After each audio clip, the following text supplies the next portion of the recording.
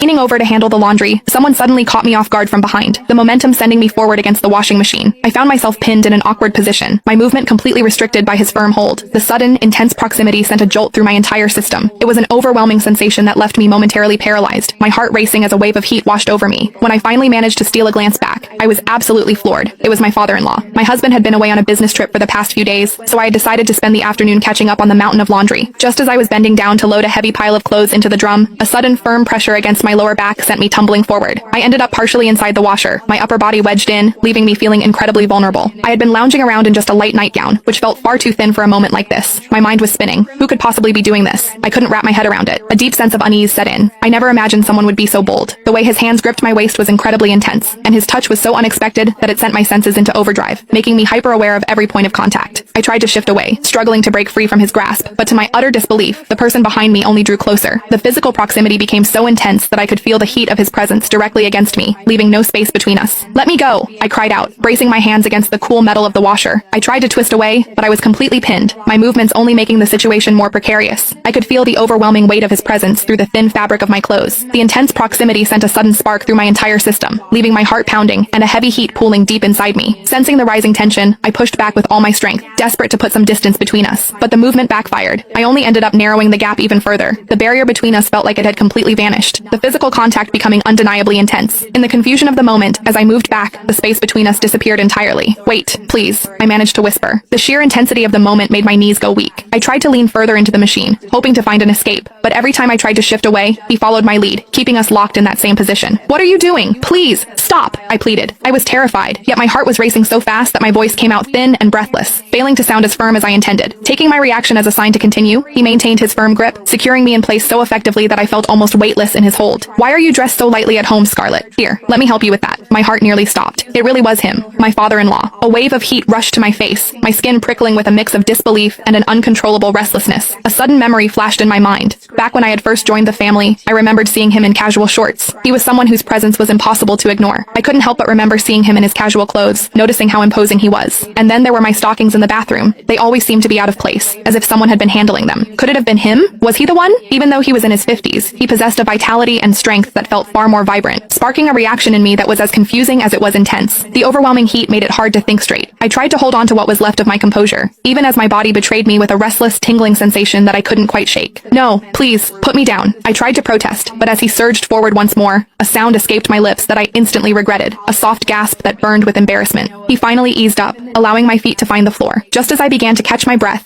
his arms pulled me back in. Instantly,